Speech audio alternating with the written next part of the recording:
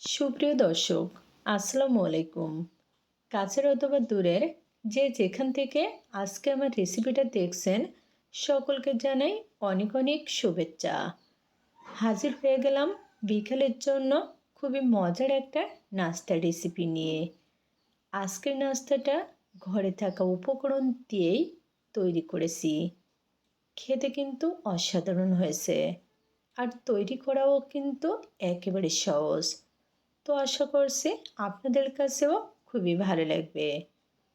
তাহলে চলুন দেখে নিই আমি নাস্তাটা কিভাবে তৈরি করছি। নাস্তা তৈরির শুরুতে এখানে মিডিয়াম সাইজের 2টা আলু আর একটা গাজর নিয়েছি। এখন গ্রেটারের এরকম মিডিয়াম ছিদ্রযুক্ত পাশ দিয়ে গ্রেট করে নিচ্ছি। আর হ্যাঁ, এখানে একটা গুরুত্বপূর্ণ টিপস হচ্ছে, যখন আলু এরকম কাঁচা আলু গ্রেট করবেন তখন অবশ্যই পানির ভিতরে রেখে গ্রেট করবেন। তাহলে কিন্তু আলুর কুচিগুলো আর কালো হওয়ার কোনো ভয় থাকবে না। দেখুন, আলু গ্রেট করে নেওয়া হয়ে গেছে। এখন আবার এর ভিতরে পরিমাণ মতো পানি দিয়ে একটু ভালো করে ধুয়ে এভাবে চিপে চিপে আলুর কুচিগুলো একটা বলে নিয়ে নিচ্ছি। ঠিক একইভাবে গাজরটাও গ্রেটারে গ্রেট করে নিচ্ছি। আর হ্যাঁ, আজকের নাস্তার মূল উপকরণ কিন্তু আলু আর গাজর। দেখুন, গ্রেট করে নেওয়া হয়ে গেছে।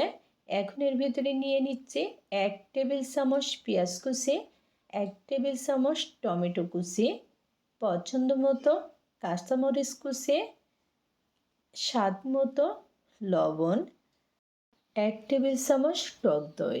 এখানে টক দই অপশনাল, চাইলে দিতে পারেন, না চাইলে স্কিপ করতে পারেন।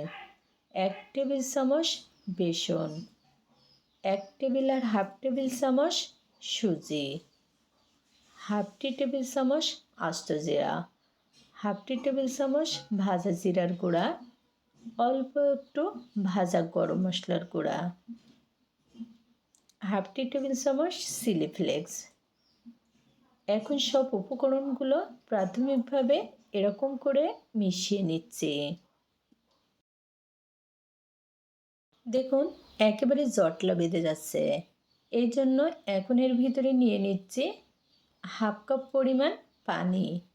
এখানে পানি কিন্তু খুব বেশি দেওয়ার দরকার নেই, পরিমাণ বুঝে পানিটা দিতে হবে।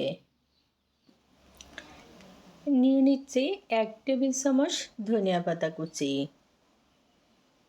ফাইনালি কিন্তু এখন আমার মিশ্রণটা রেডি। এরকম ঘনত্বের হবে, এটা কিন্তু পাতলা হবে না। তো চুলে প্যান বসিয়ে দিলাম, আর প্যানে নিয়ে নিচ্ছি 1 টেবিল চামচ সাদা তেল। তেল গরম হয়ে গেছে, এখন ব্যাটার দিয়ে দিচ্ছি। আজকের নাস্তাটা আমি মিডিয়াম সাইজে তৈরি করব, এই জন্য এখানে 2 চামচ পরিমাণ ব্যাটার দিয়ে দিলাম। ব্যাটার দেওয়ার পরে এরকম একটু মেলে নিতে হবে। খুব বেশি মেলে নেওয়ার দরকার নেই, কারণ মোটা হলে নাস্তাটা খেতে বেশি টেস্টি হবে।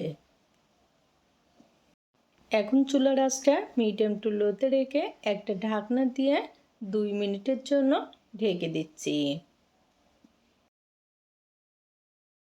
2 মিনিট মতো পরে দেখুন উপরটা কিন্তু শুকিয়ে গেছে।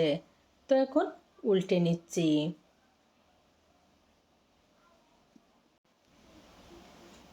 এরকম একটু সময় নিয়ে 2 থেকে 3 বার উল্টে পাল্টে নাস্তাটা ভেজে নিতে হবে। দেখুন, নাস্তাটা কিন্তু আমার ফাইনালি ভাজা হয়ে গেছে, খুবই সুন্দর কালার চলে এসেছে। তো এখন নাস্তাটা তুলে নিচ্ছি।